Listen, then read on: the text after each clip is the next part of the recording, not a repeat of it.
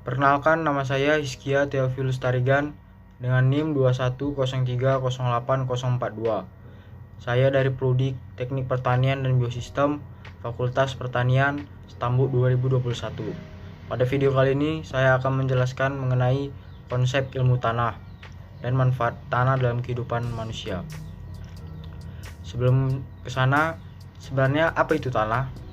Tanah adalah bahan mineral lepas yang terletak di atas permukaan bumi yang dapat digunakan sebagai medium alam untuk pertumbuhan tumbuh-tumbuhan.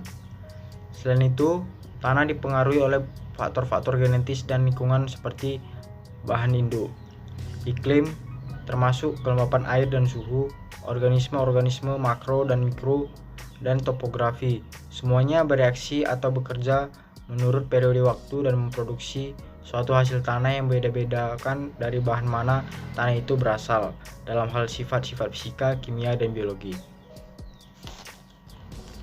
Selanjutnya mengenai konsep ilmu tanah. Konsep ilmu tanah dibagi menjadi dua, yaitu edapologi dan pedologi. Yang pertama, edapologi. Edapologi adalah cabang ilmu tanah yang mempelajari tanah sebagai tempat hidup atau habitat tanaman dan organisme lain.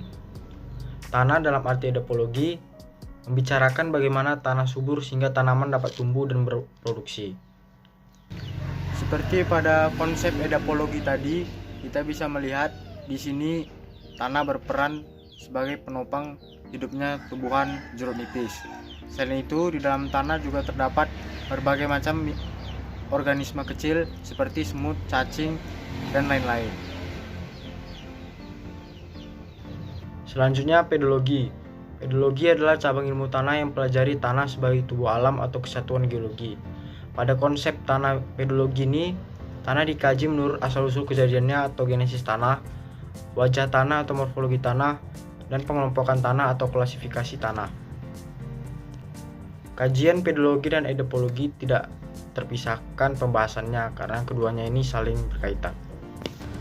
Sedangkan pada konsep pedologi, kita bisa melihat wajah tanah menggunakan mata kita sendiri. Begitu juga kita bisa merasakan tekstur tanah menggunakan konsep by feeling. Contohnya, tanah yang ada di depan saya ini memiliki struktur yang agak padat dan memiliki kandungan liat yang cukup besar.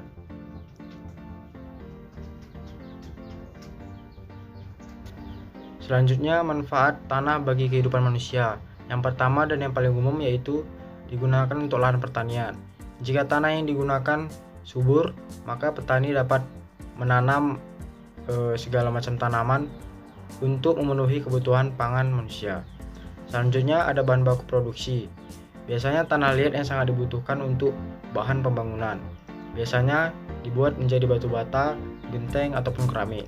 Selanjutnya bahan baku pembuatan seni. Bagi para seniman yang menjual hasil karyanya membutuhkan tanah sebagai bahan untuk membuat karya seninya ini. Biasanya dibuat yaitu guci, patung, dan ornamen ruangan. Demikian yang dapat saya sampaikan. Atas perhatiannya, saya ucapkan banyak terima kasih. Jika ada salah kata, mohon dimaafkan. Jangan lupa like, comment, dan subscribe. Terima kasih.